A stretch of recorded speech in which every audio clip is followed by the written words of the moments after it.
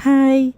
Tara at magluto na tayo ng ating dinner. Kaya naman po, ayan, meron tayong galunggong na ang ginawa ko ay pinirito ko.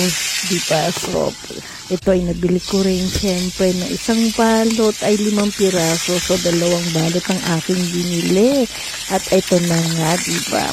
Hindi masyadong maraming mantika ang nilagay ko at ang ganda ng aking pagkakaprito. Aba, talagang pinuri, diba?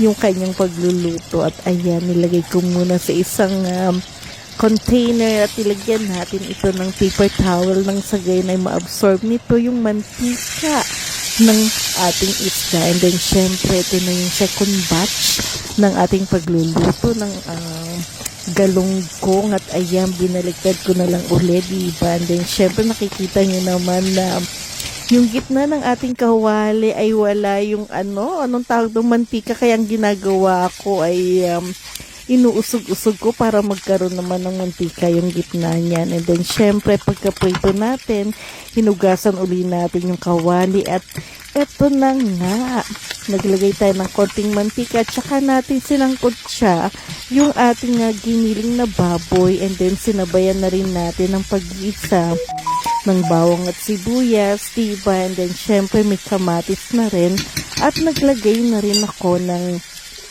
ginisang bagoong, diba, alamang. Kaya ayan, halu-haluin lang nating mabuti, lutuin nating mabuti ang mga ito para sa ganyan yung lasa talaga ay lumabas ng lumabas. And then syempre eto nga, nung kumain nga pala kami ng minsan sa seafood, diba, so meron kami na may sobra kaya inuwi namin. Kaya lang syempre hindi na kinakain dito, kaya ang ginawa ko, sabi ko sasahog ko na lang nga ito sa ating niluluto ngayon, which is the munggo, right?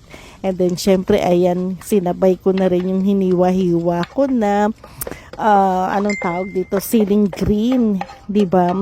At ayan, hinalo na nga natin sa ating munggo, halu-haluin lang din natin. And then syempre takpan uli natin yan at hayaan natin itong kumulo. At pagkakulungan yan, nilagay na nga natin yung ating gulay. So meron tayong enoki mushroom, and then sinabayan na rin natin syempre niyan yung pinirito na natin na toko at hiniwa-hiwa na rin natin into dice.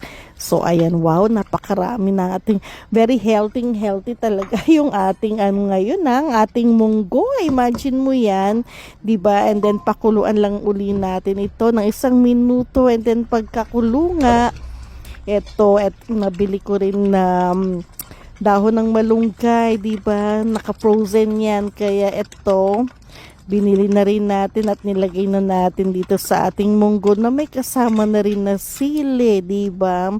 Ayan, halo-halo. And then syempre pakuluan na lang uli natin yan ng 1 minuto, diba? Kaya sige lang, halo lang tayo ng halo. Tinakpan na uli natin. And then ayan na nga, kumukulo na yung ating ginisang munggo na napakasarap, diba? Tsak na, paparami na naman itong kanin ko, diba? Imagine mo, may magka-match na pritong galunggong, diba? Kaya ano pang ginagawa nyo? Luto na to!